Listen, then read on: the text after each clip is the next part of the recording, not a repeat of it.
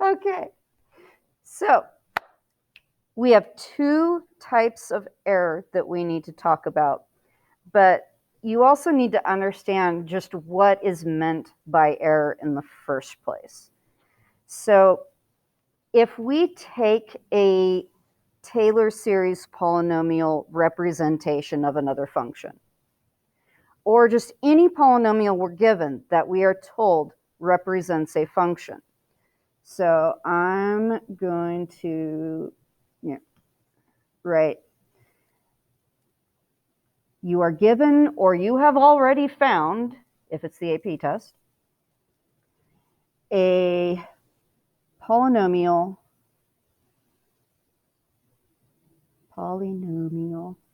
representation of a function. Say we call the function f of x.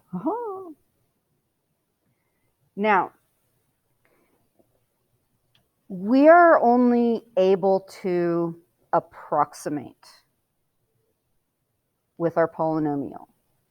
So keep in mind that the polynomial is a particular degree, and they're often going to write a sub n on that polynomial to specify the degree of that polynomial. And so it's going to be, by the way, sometimes they use a capital T instead of the capital P. They will name the polynomial. It will already be named earlier on, and then you might see the name show up again, and they might put a sub number to designate the degree that you need to use. So you're going to basically use that polynomial to approximate f at a place that is not the center. So you're going to plug in some number, and you know what, I'm just going to call it b. Oh dear, I've got a b there. Don't call it b. Okay, I'll just call it b. Why? Because I can't think of it a better. Whatever. Let me point out this is not the center, who we know as A. But then again, we use A to talk about terms of series as well. So, whatever. So we're plugging B into the polynomial of degree n, and that is not the center. That means we are approximating the function's value at that number B. Now, there is an actual error.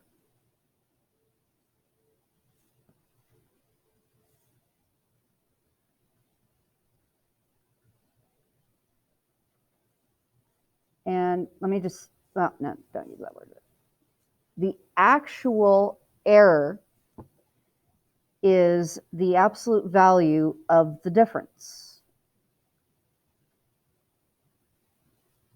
And the absolute value is there, so we don't worry about the order in which the subtraction occurs. It could be either way.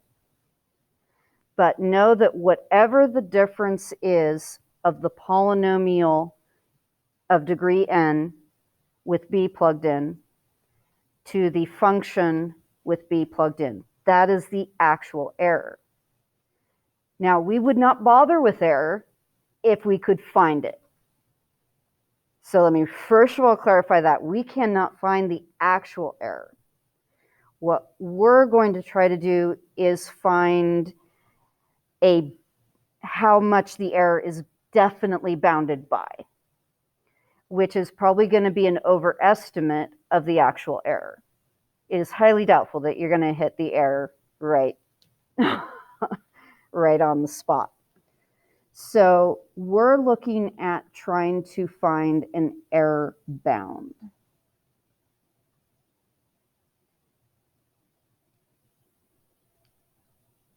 That is our job. We're trying to maximize, we're trying to find the largest error that is possible because we don't want to skimp. we don't dare go, well, it's probably smaller than that. No, no, don't do that. You have to say it is definitely smaller than this number, and that's your error bound. So you need to make sure that you're going with the maximum of what could possibly be the error. Granted, you want to go as small as possible, but while staying within what you know has to be true. And I want to also tell you that this is also called the remainder.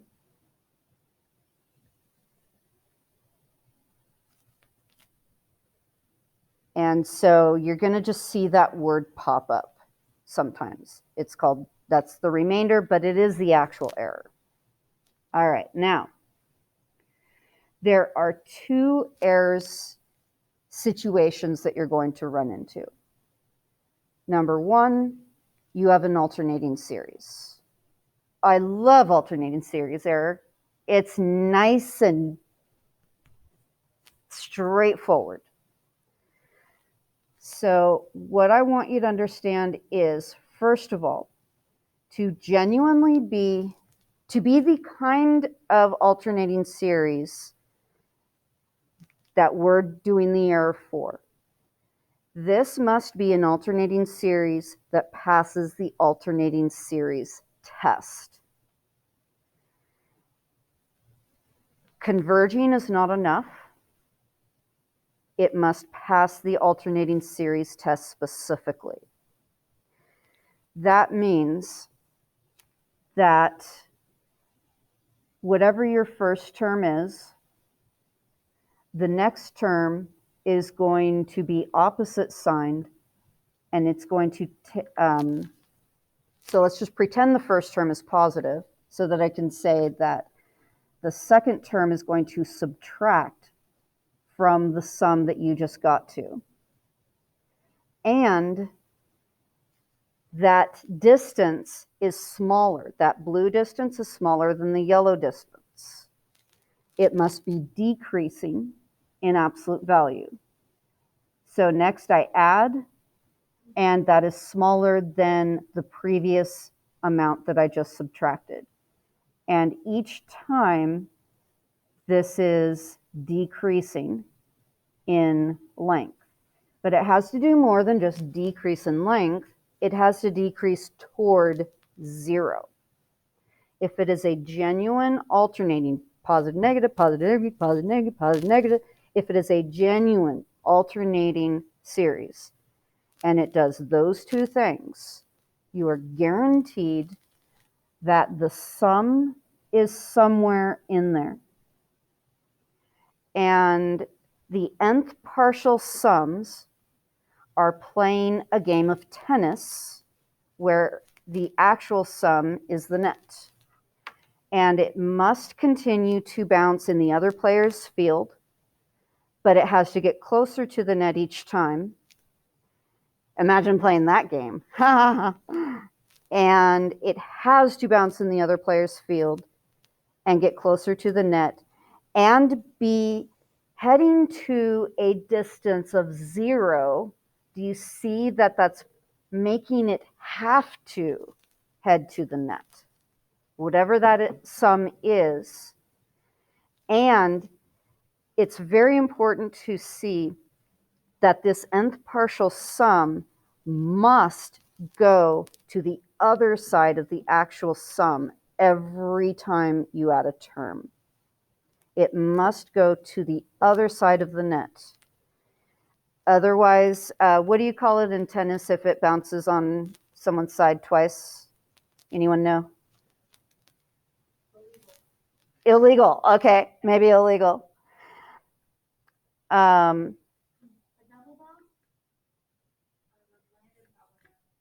Anyway, it's not allowed. So with that understanding,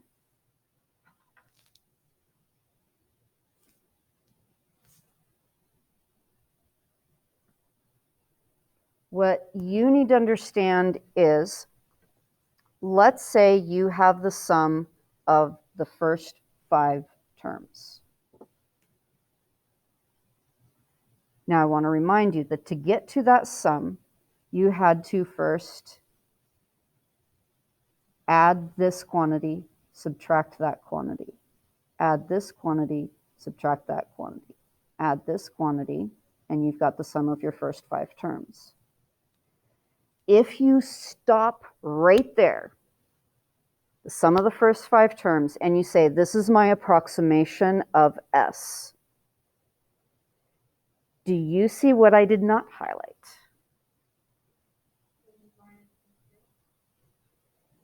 And what do you see about the length of the actual error?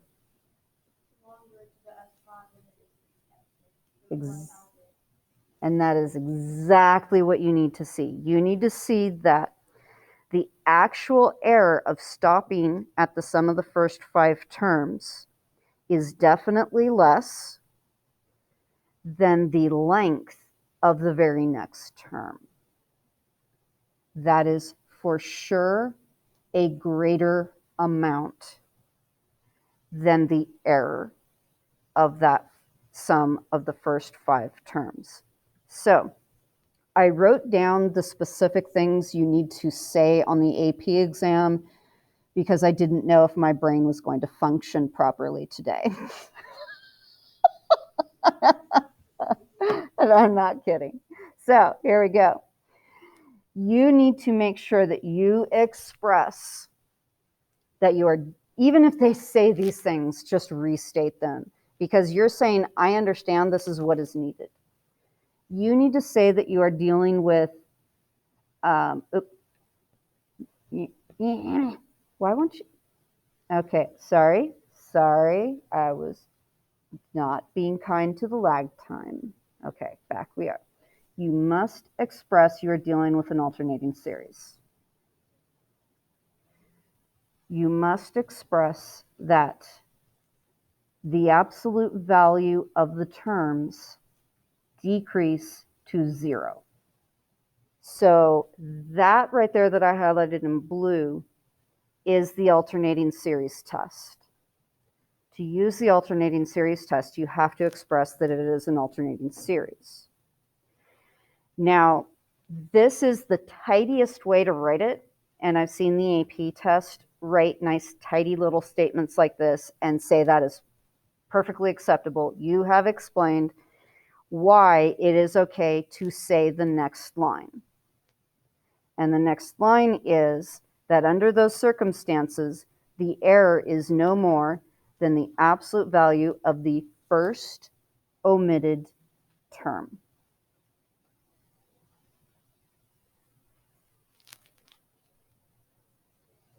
So know that when you are doing an alternating series and you know what terms you're adding together, you also know what was going to be the next term.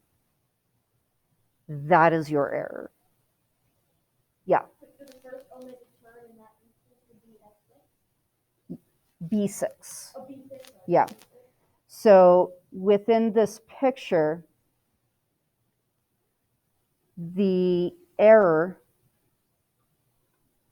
of S sub 5 is no more than, actually, I'm going to say the absolute value of A sub 6, which is the B sub 6 part.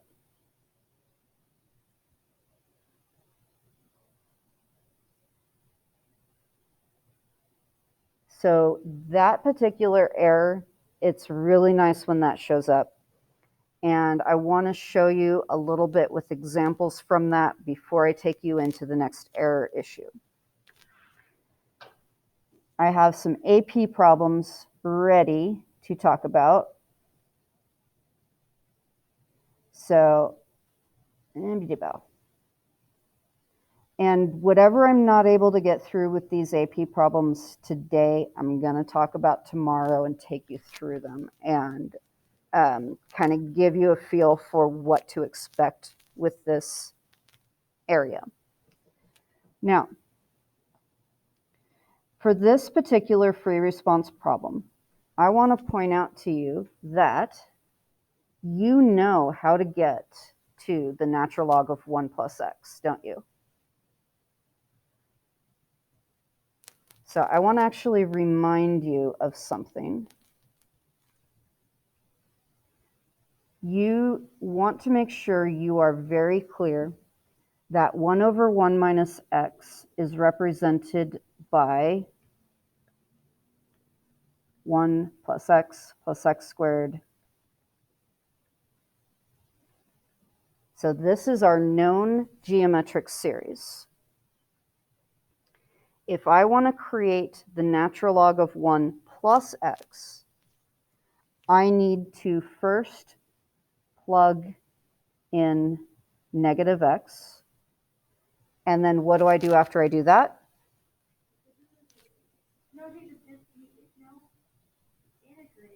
Integrate. So know that the steps are plug in negative x and then integrate. Now, you also want to be aware that when they make free response problems, they sometimes spend years on each one, trying to figure out what's going to be a good question. As they create these questions, they understand that that has to be done in 15 minutes. So if there is something that they wanted to have you do, but realize they're over their 15 minutes time, they're going to have to give you something that you could have come up with. And that's what I see happening a lot on AP problems, is like they give you something, but you could have come up with it. Especially with series, I see that happen a lot, where they give you a series you could have come up with. So just be aware of that they do that sometimes. So what they did here is, I want you to take a good look at it and notice that if you start with this power series and you plug in negative x, plugging in negative x is going to cause all your odd exponents to have a negative.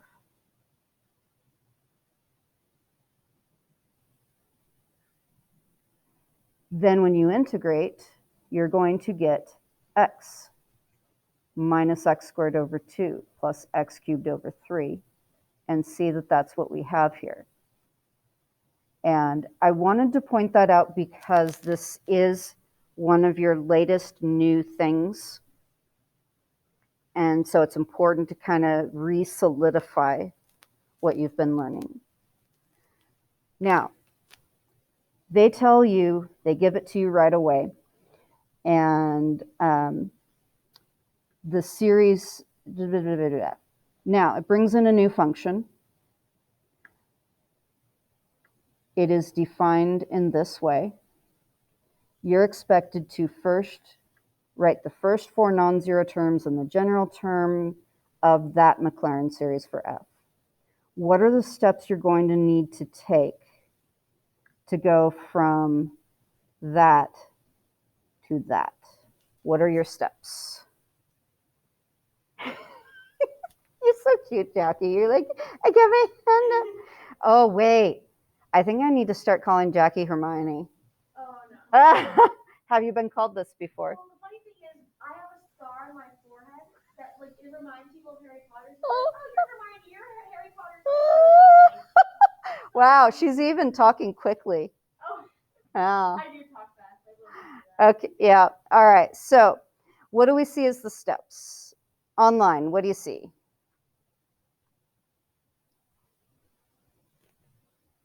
Hold on, Hermione. Come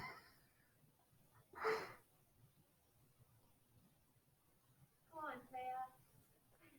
Oh, there we go. There we go. Getting a lot of them. Okay, so going to plug in x over 3.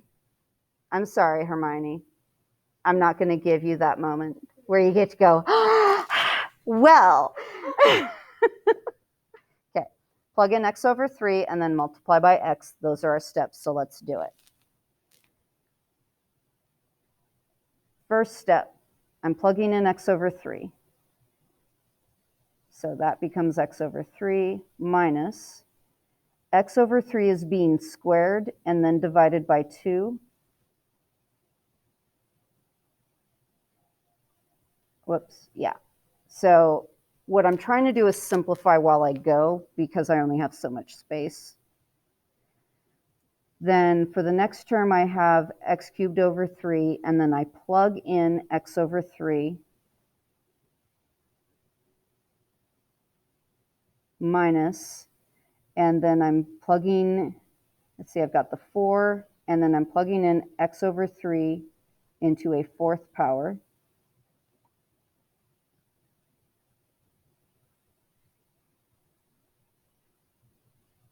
And then as I plug it in here, I'm going to have that n that is already there in the denominator. And then to the nth power, I have x over 3. When I multiply by x,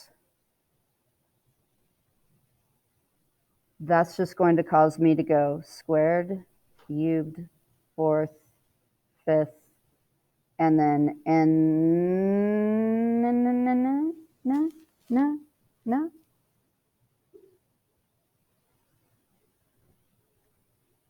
Plus 1. Oh my goodness, hold on. Taya says, Oh no. What? That's Jackie, darling, just because you are in person doesn't mean you can steal our sparkle here. You can go 2 seconds without saying anything. That was rude, Sam. Wow. I know All right. You know, this person-to-person interaction is what makes learning not as challenging, shall we say. It brings some joy to it. Oh, shut up. I don't need your upgrade. Oh, no. My computer screen, it was just like, not now. That's all it was, sorry. Okay, here we go. That was A. Next, B. Determine the interval of convergence of the Mclaren series for F. That is new territory, so I think it's important to take a moment with it. Interval of convergence, let's just go into ratio test and check endpoints. So here's the formula. And ratio test, here we go. Limit as n approaches infinity. Why the weird froggy voice? Actually, when I get a little bit weird, it's usually stress. And I just realized I'm not plugging in n+1 because I'm talking. And I said earlier, I don't multitask.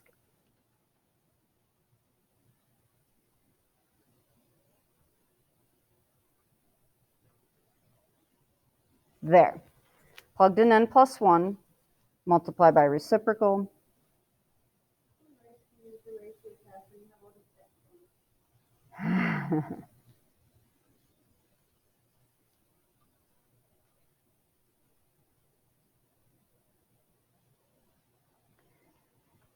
Now, I want to point out that I do get this cancellation, but -1 being absolute valued, I'm going to say bye-bye right now. Then I have 3 to the n over 3 to the n+1. Hello. Then I have x to the n+2 over x to the n+1. And no. Why did you change on me? I didn't tell you to go to type mode. Hello. Extra x on top. Woo! What's left over? Look at those n's. I'm going to clean this up to make sure to clarify But see if you've got the answer at this point.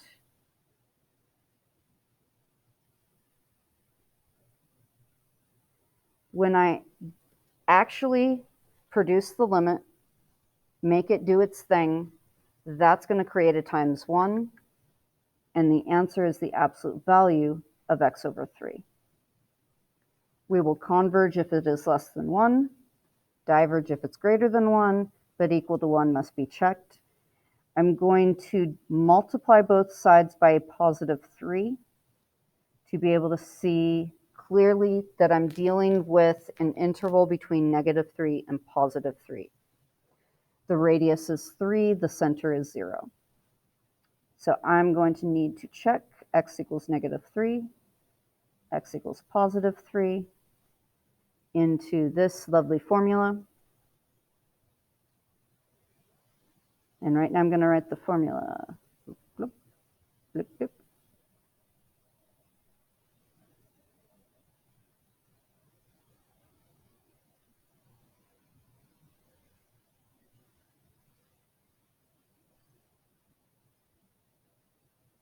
So I wrote the whole formula except for the x so that I could substitute in -3 and +3.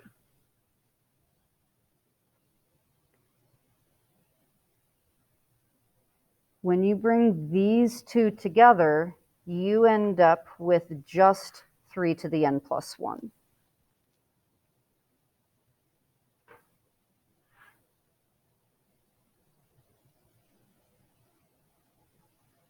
Simplifying further,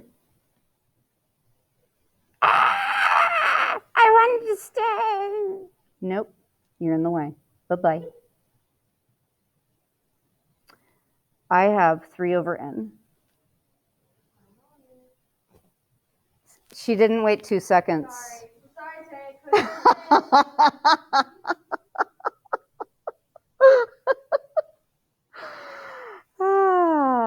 And does everyone see what that gives us? Okay. Diverge harmonic.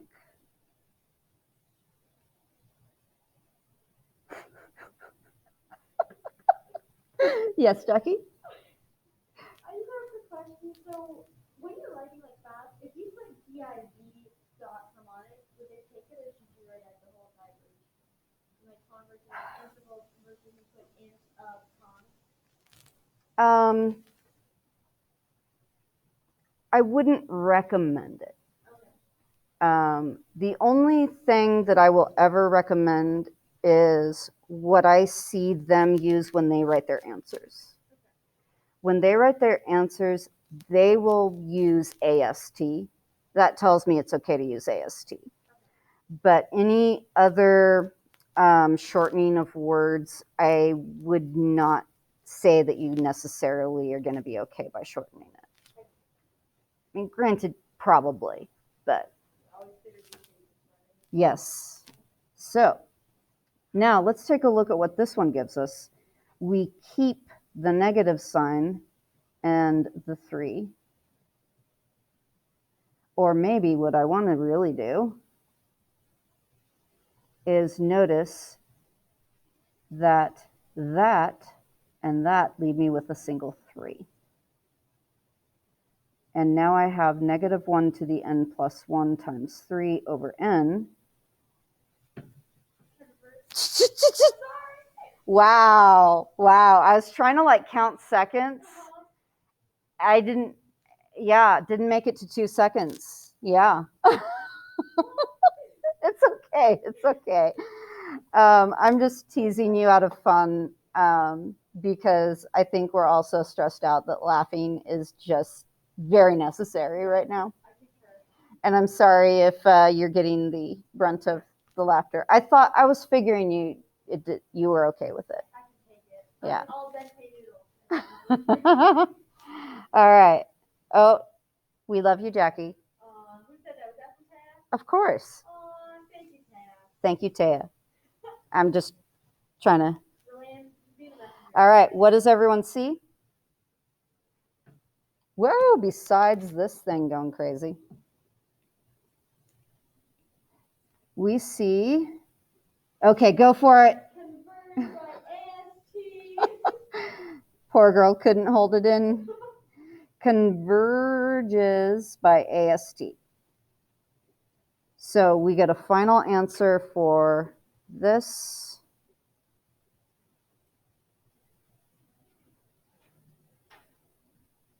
Interval of convergence. All right, now here's your new thing. And I want to point out that it says use the alternating series error bound. So they will sometimes say what to use, but I will warn you that I've seen that they don't always. So if you notice that you're dealing with error, check first to see if it's an alternating series, because if it is, then your work is going to be easier. If it isn't, that's the next thing that is coming that you may have to end up just reading online. I found the most concise, easiest to kind of follow, that there's just things to put in and where to put them in that you can read. And I've got that ready for you because I knew I couldn't get through all of this in an hour. So let's look at what this is saying. You need to read this and realize what that is saying. What is it telling you? 100? 100? Okay, woo, we made it. She didn't, but this isn't quite straightforward. So take a look. Take a look. What do you see it saying?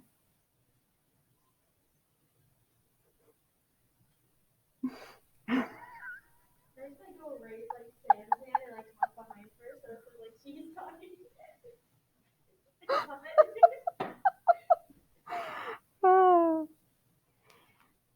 Yes, the error of the fourth partial sum,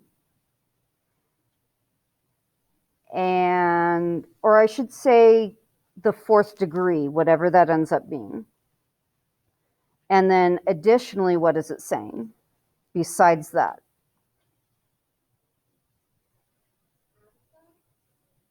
What isn't mentioned by just saying error of fourth? Yes, that I'm plugging in 2, the b equals 2 thing. So this 4 is meaning fourth degree polynomial.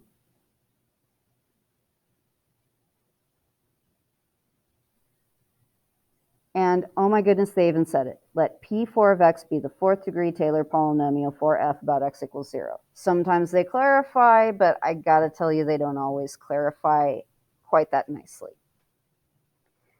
So it's saying I'm plugging 2 into the fourth degree polynomial that represents f. So let's go back to what we have. That means here's my degree 4. That means I am plugging 2 into those x's. That is P4 of 2.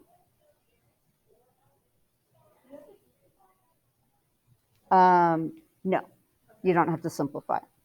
But realize this isn't asking you to find P4 of 2. So that's nice. It's asking you to find an upper bound of the error.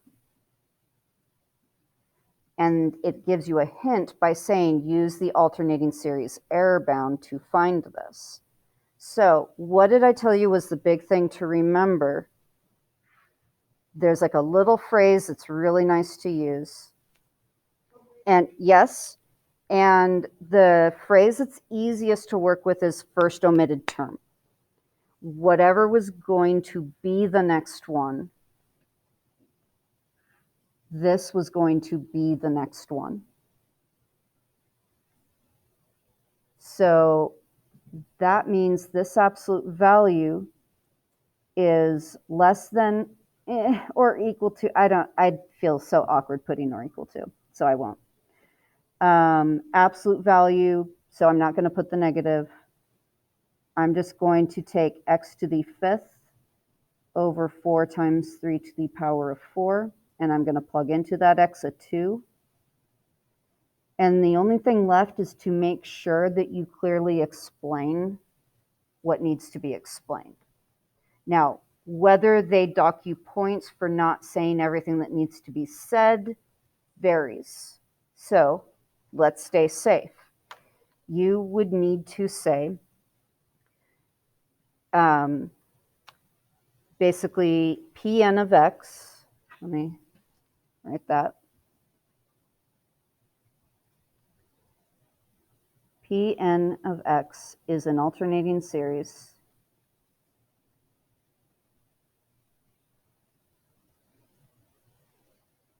the absolute value of its terms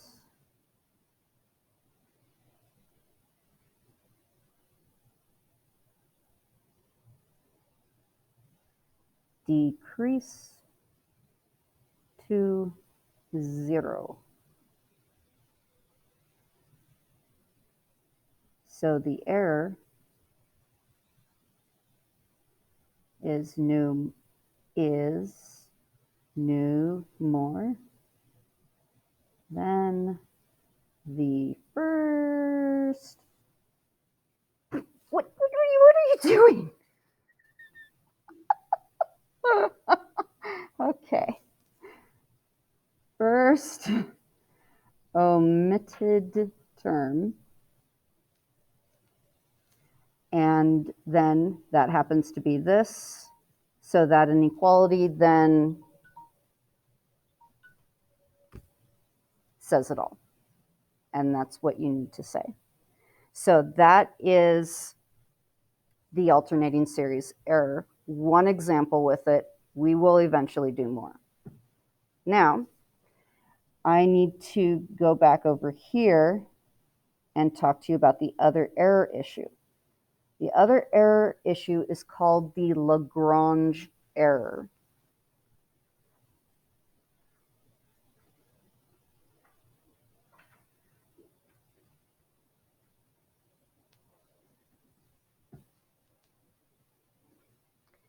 And right here, I have the link that I posted.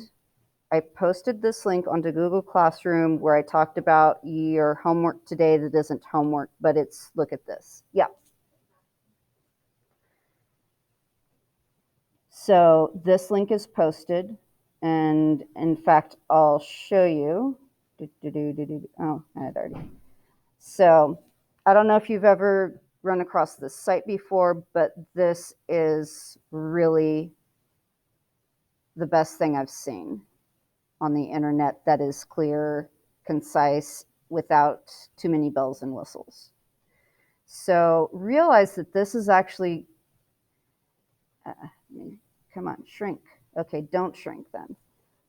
So I'm going to tell you and explain a bit of what some of this is, but I want to also point out that for their free things, you can see what's free and what's not. They do talk about the error for an alternating series. They do have something that talks about an understanding of what we're dealing with when it comes to error. A nice little example on dealing with alternating error. And then you're going to need to watch the overview of Taylor's remainder theorem and the Lagrange error bound. Know that really what it comes down to is Lagrange error bound. That's what you need to be able to manage. And then they go through one example with the Lagrange error bound that I know I'm not going to get to. So let me point out to you the highlights, which is what I have copied here. The Taylor remainder is what you see here. And what I want you to realize is they said Taylor. Does that look quite a bit like the Taylor formula?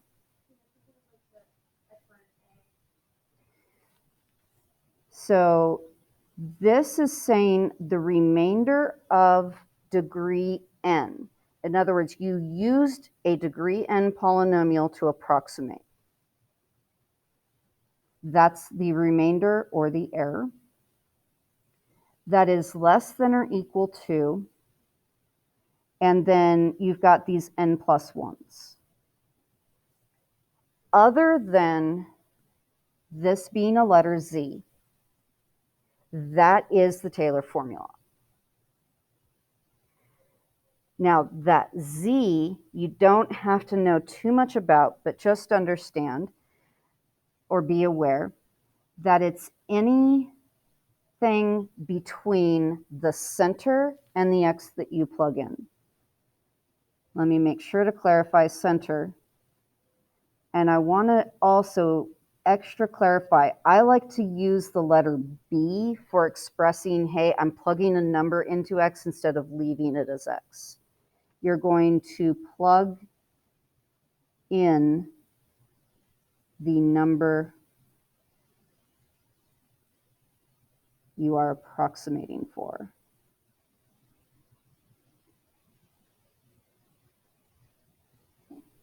And I like to call it B. They don't use B here, but I don't like to leave it as x because you need to know that there is something specific you are plugging into that x, and that's important. Now, according to the Taylor remainder theorem, there is some z between the center and the x plugged in, for which this is the actual remainder. But are you going to find exactly what it is? Nope. So you must stay on the safe side. That means you must maximize this. Is that S or a Z? Maximize? Z? Okay, there we go. Maximize. Everything else there is a fill in the blank. You're going to be able to find what the degree of the polynomial is, then you're going to add 1, and that's what all these are going to be. You're going to know the center of the polynomial. You're going to know the b value that you are asked to plug into x, and you're going to put those in. Then your only issue is maximizing this. You are going to be given this information in a variety of ways. And that's what I want to show you tomorrow, is the variety of ways that they will bring this. Now, this is the Lagrange error formula. The only difference here is that it's using the letter m for the maximum value of that n plus 1th derivative between a and x.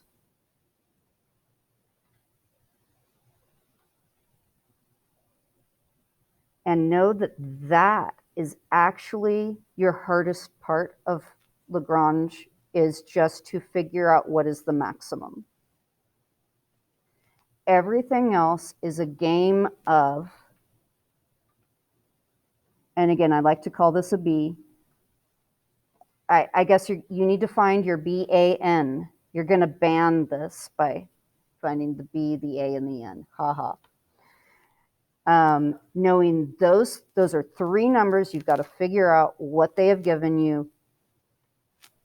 You'll plug the B in here, you'll plug the A in here. That's the only place you're going to see them actually plotted. The n plus 1, or the n, will become n plus 1 here and here. And then after that is done, you're going to go over to, I need to maximize something. What is it that I need to maximize? I need to maximize a particular derivative order somewhere within the center and the number you are told to approximate for. And that's what you want to remember when it comes to the Lagrange error. I think I've got enough time to at least throw at you one of these. Yeah. I can throw this one at you quickly, and I'll talk about it again tomorrow. But I actually gave you this problem without the bottom piece a while ago. I'm sure you don't remember that I did. I left the graph out because it wasn't needed. It was only needed for this last part, part D. So I want to just focus on this for the moment. It is telling you P4, and it's even expressing P4 is the fourth degree Taylor polynomial for f about x equals 0. Whoa, look at all the information it just gave you. It just gave you that your band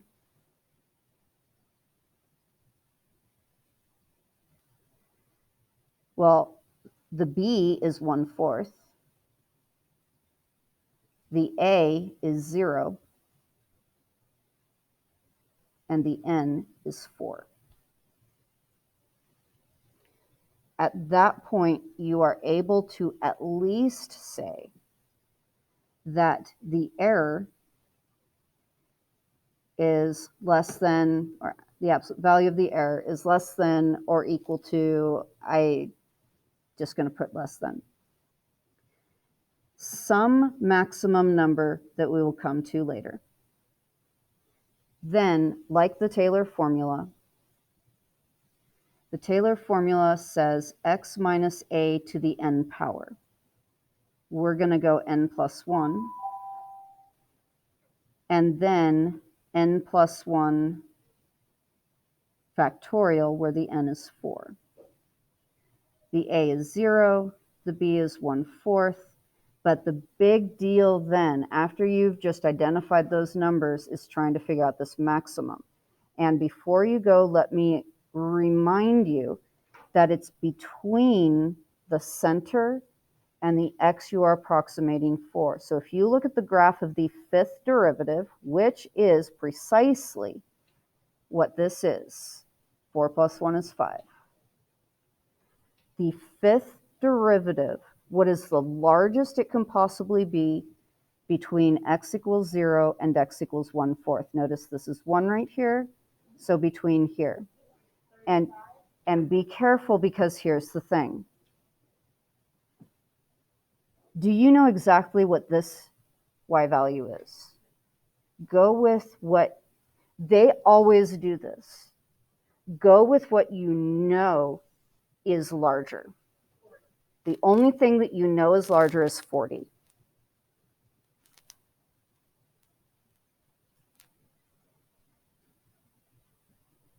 And that is what you needed. It's always an overestimate, yeah. And then, I know, I need to finish grading. After we learn polar, we will not learn anything new until after the AP exam.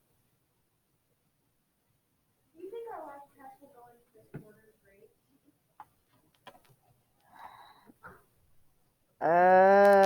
You mean the one coming up next week?